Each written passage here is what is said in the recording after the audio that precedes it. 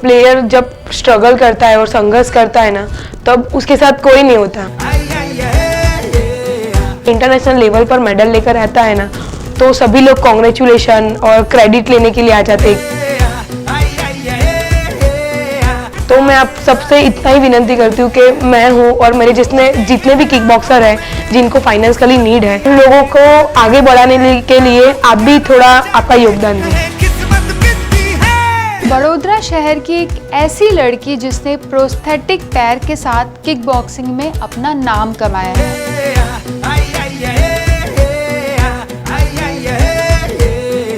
हम सब भी इसी शहर में रहते हैं, पर किस किस को पता है इसके बारे में।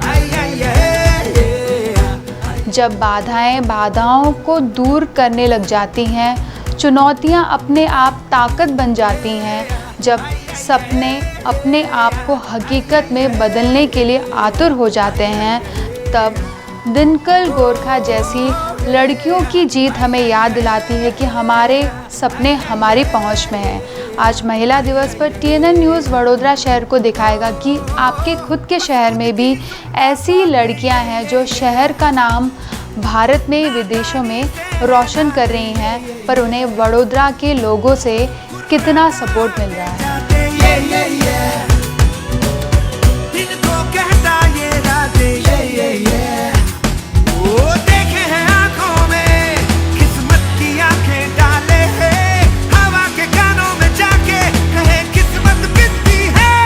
दिनकर गोरखा, आपका बहुत बहुत स्वागत है TNN न्यूज़ में। Thank you so much ma'am.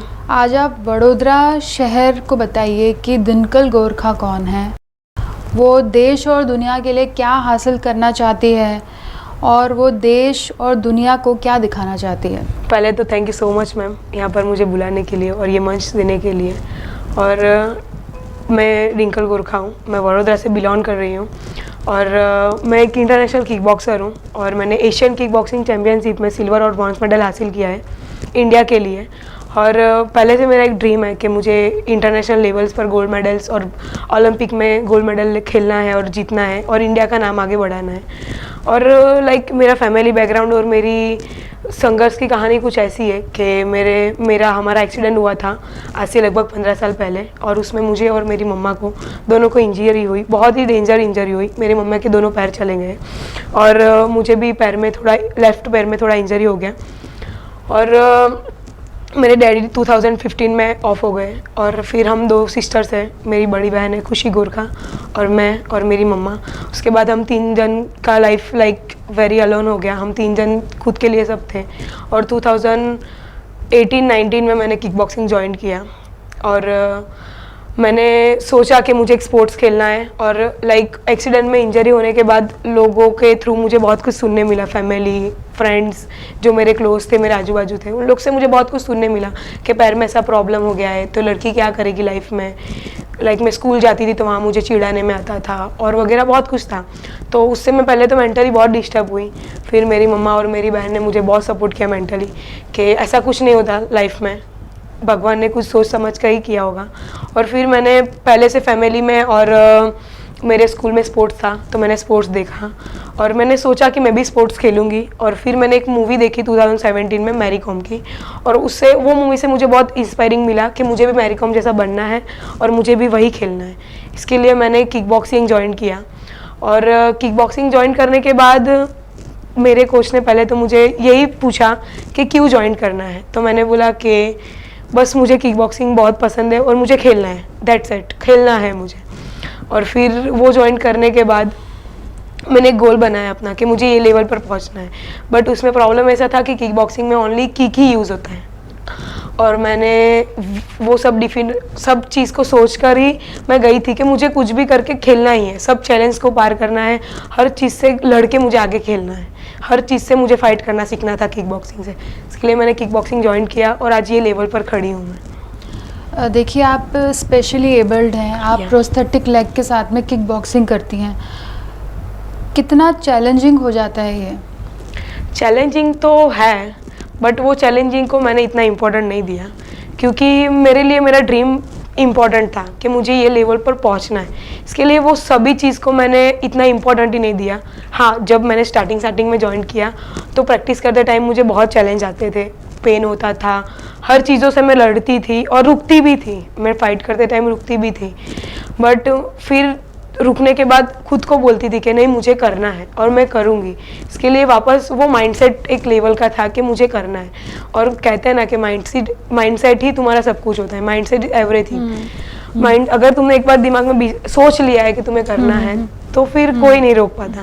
इसके लिए फिर मैंने सोचा था कि मुझे खेलना है, और मैं ऑलवेज ऐसा ही सोचती थी कि मुझे पैर में प्रॉब्लम है, बट मुझे अच्छे लोगों के सामने ही खेलना है, जो नॉर्मल है, नॉर्मल पीपल के साथ और नॉर्मल लोगों के साथ ही फाइट करना है।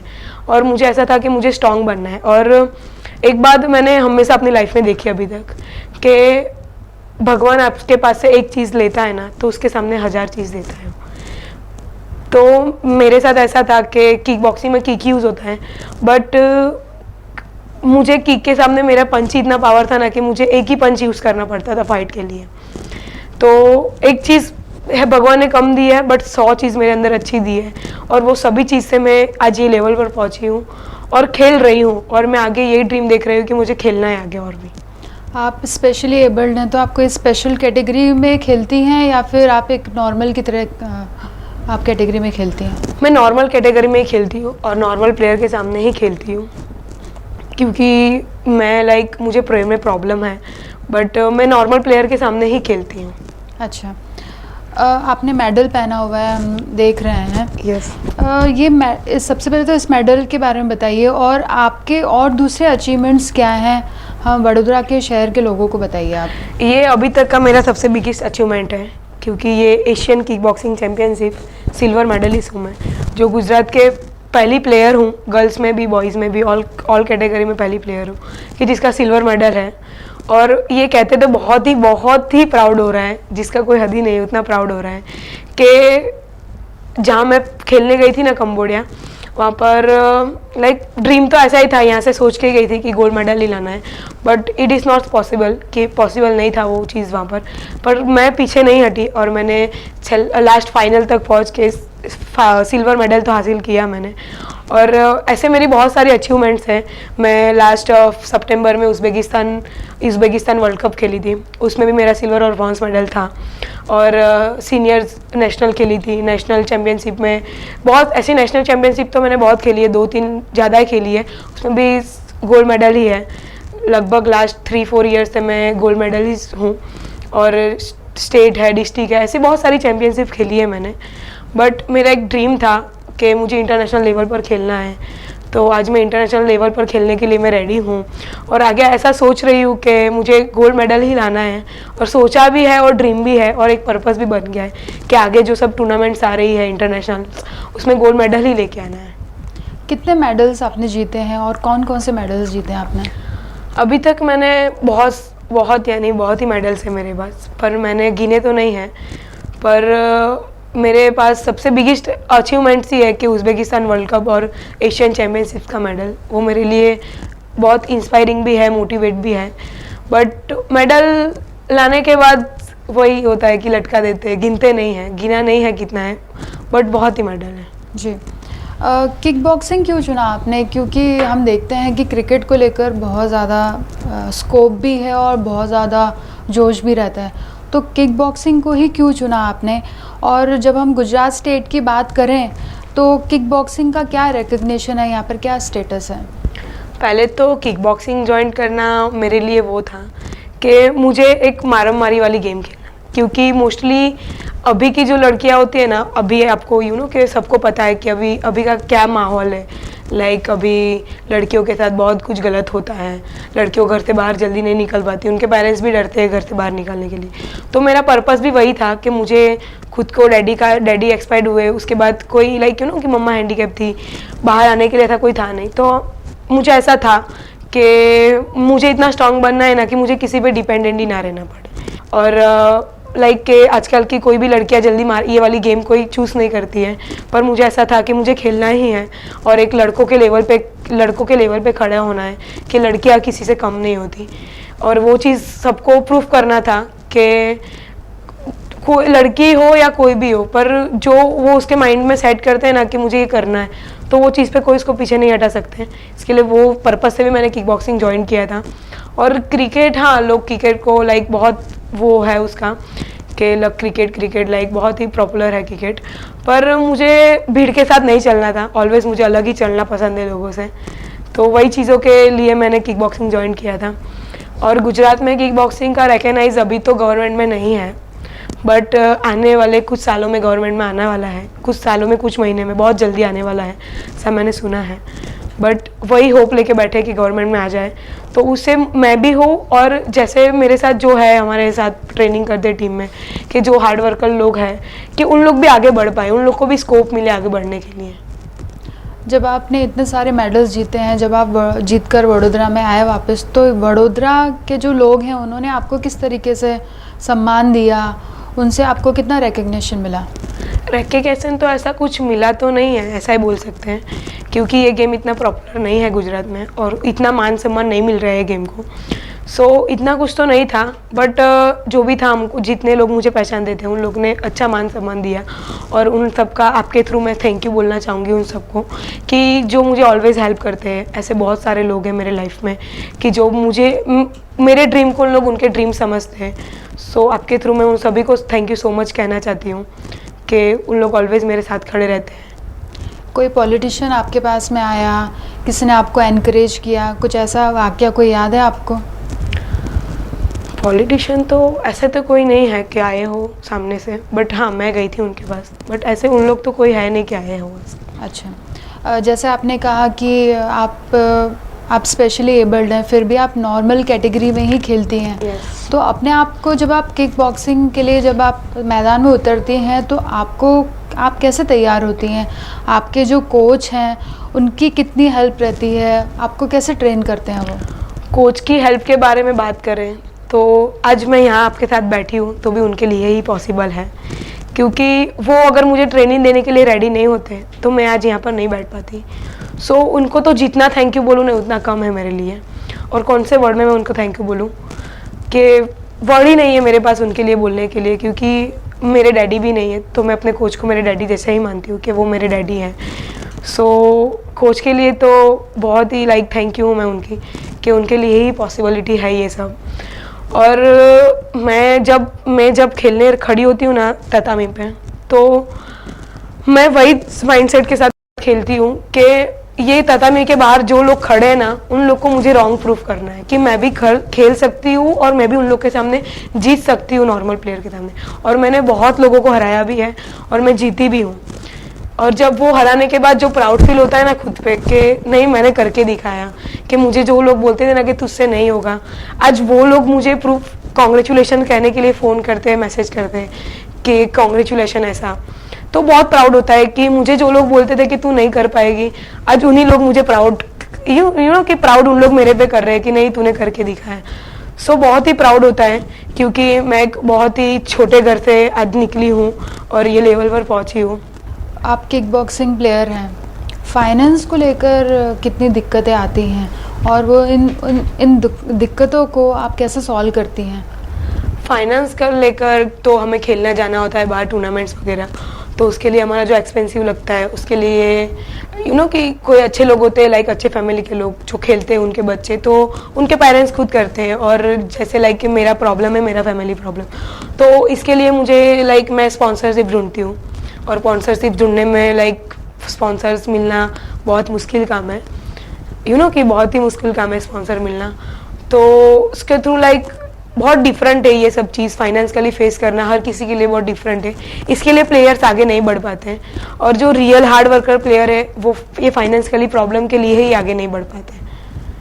ये किक बॉक्सिंग में जब आपको फाइनेंस की प्रॉब्लम आती है तो कभी ऐसा हुआ है कि आपने गुजरात गवर्नमेंट ने आपको कुछ फाइनेंस की हेल्प की हो, या फिर स्पोर्ट्स अथॉरिटी ऑफ इंडिया या हमारे वडोदरा के पब्लिक सर्वेंट कोई अगर हम लेते हैं, तो आपको कभी ऐसा कुछ हेल्प मिली है? नहीं, अभी तक तो हेल्प नहीं मिली है, बट गवर्नमेंट की तरफ से अभी कोई भी हेल्प नहीं मिली है। बट आगे ऐसा होप रखती हूँ कि मिले, मुझे भी मिले, और जो रियली हार्ड वर्कर प्लेयर है सभी को मिले हमारे साथ, जो खेल रहे हैं एक्चुअली, जो खेल रहे हैं और आगे बढ़ना चाहते हैं, वो सभी प्लेयर को हेल्प मिले। और मैं आपके थ्रू वही गवर्नमेंट को बोलना चाहूँगी, गुजरात गवर्नमेंट को, कि ये गेम को भी इतना मान सम्मान दो और आगे बढ़ाओ ये गेम को भी। वडोदरा शहर के लिए आपने इतने सारे मेडल्स जीते हैं और आपका एक ड्रीम है कि आप ओलंपिक में भी आप मेडल जीते हैं। एग्जैक्टली वो बहुत बड़ी बात है, तो उसके बारे में बताइए आप। ड्रीम तो जब से मैंने मैरी कॉम मूवी देखा ना, तब से मुझे ऐसा है कि मुझे भी ओलंपिक जीतना ही है। एक मेरा डेस्टिनेशन बन गया है कि मुझे यहाँ जाना है ऐसा। और वो चीज़ को पाने के लिए मैं हर रोज पागलों की तरह मेहनत कर रही हूँ, आगे बढ़ रही हूँ, कुछ ना कुछ कर रही हूँ। मुझे बस जाना है ओलंपिक, या नहीं जाना है।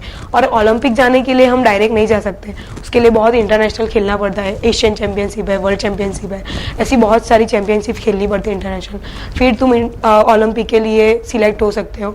और ये जो किक बॉक्सिंग गेम है वो ऑल ओवर वर्ल्ड और जो इंडिया के बाहर की कंट्रीज है उनमें, यानी ओलंपिक कमेटी में तो रिकॉग्नाइज गेम है और बाहर की कंट्री में भी ये गेम बहुत ही अच्छा रिकॉग्नाइज है। बट मैं यही गुजरात गवर्नमेंट को बताना चाहूँगी कि ये गेम को गुजरात गवर्नमेंट में भी रिकॉग्नाइज करो। और लाइक हमारा जो ड्रीम है कि हमें ओलंपिक जाना है, आगे बढ़ना है, तो उसके लिए हमें हेल्प करो। आप वडोदरा से हैं, स्पेशली एबल्ड एथलीट हैं आप। किक बॉक्सिंग को अगर आप देखें तो कितना क्रेज़ है किक बॉक्सिंग को लेकर, जैसे दूसरे स्पोर्ट्स को लेकर, स्पेशली क्रिकेट को लेकर क्रेज़ है, तो कितना क्रेज़ है स्पोर्ट्स को लेकर? अगर आज से 3-4 साल पहले जब मैंने स्टार्टिंग में ज्वाइन किया था ना सिद्धार्थ सर के पास, तब मैंने देखा था ना, तो इतना क्रेज़ नहीं था, क्रेज़ ही नहीं था, किसी को पता ही नहीं था कि किक बॉक्सिंग क्या है। बट अभी अभी वो गेम पूरा हो रहा है, बहुत क्रेज़ बढ़ रहा है, क्योंकि कि अभी और ज़्यादातर लड़कियों में बहुत क्रेज़ बढ़ रहा है। क्योंकि अभी जो माहौल हो रहा है ना, जो पूरे आप अभी जैसे अपना वडोदरा शहर का है, बाहर के है, और जो माहौल बन रहा है ना, उसके थ्रू लोग ऐसा, पेरेंट्स ऐसा सोच रहे हैं कि हम भी हमारे बच्चे को ये स्पोर्ट्स में डालें और खुद के लिए खुद के लिए लड़ने के लिए उसको स्टेबल करें। हाँ, एज अ फाइट नहीं, बट खुद के लिए, सेल्फ डिफेंस के लिए भी वो ताकतवर बने खुद के लिए लड़ने के लिए। इसके लिए धीमे धीमे क्रेज बढ़ रहा है और क्रिकेट जीतना तो नहीं, बट क्रेज बढ़ रहा है। देखिए, आप एक लड़की हैं, वुमेन हैं, आप देखती होंगी कि बाहर बहुत ज़्यादा वुमेन्स के ऊपर क्राइम हो रहे हैं और दूसरी तरफ ये है कि वही लड़कियां रिप्रेजेंट कर रही हैं इंडिया को बाहर जाके। और आप जैसी बहुत सारी लड़कियां हैं, स्पेशली एबल्ड होंगी, जो बहुत हार जाती हैं, थक जाती हैं कि भाई हमें भगवान ने ऐसा बनाया है या फिर हम ऐसे हो गए हैं। तो इंटरनेशनल वुमेंस डे पर आप उनको क्या मैसेज देना चाहेंगी जो किक बॉक्सिंग को लेकर इसमें अपना करियर बनाना चाहते हैं? उनको आप क्या इंटरनेशनल वुमेंस डे पर क्या बोलेंगी आप? और स्पेशली जो हमारे गुजरात गवर्नमेंट है, जो हमारे वडोदरा में जो पब्लिक सर्वेंट है, उनको क्या मैसेज देना चाहेंगी?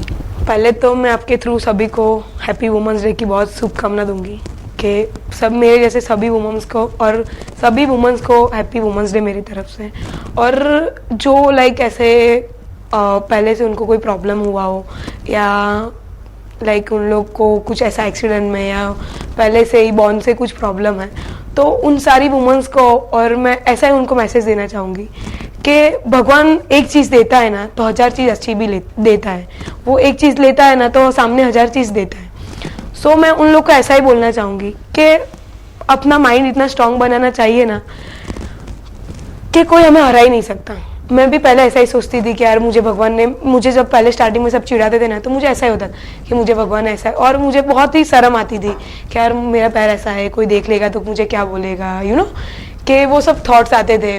और आज भी मैं अभी फ्रेंड्स के सामने खड़ी रहूँ तो मुझे कभी कभी थॉट्स आते, पर मैं ऐसा सोचती हूँ कि नहीं, आज अभी ये लेवल पर मैं खड़ी हूँ ना, तो कोई मुझे ऐसा नहीं पूछता कि तेरे पैर में ऐसा प्रॉब्लम है, चिढ़ा ही नहीं पाता, क्योंकि उनको पता है कि लड़की अभी स्ट्रांग बन गई। तो स्ट्रांग पहले तो खुद से स्ट्रांग होना है, खुद को मोटिवेट करना है और खुद को बोलना है कि नहीं, मैं कुछ भी कर सकती हूँ। और एक वुमन कुछ भी कर सकती है। एक वुमन, एक वो कहते हैं ना कि एक लड़की एक मर्द को जन्म दे सकती है, तो वो कितनी बड़ी मर्द होगी।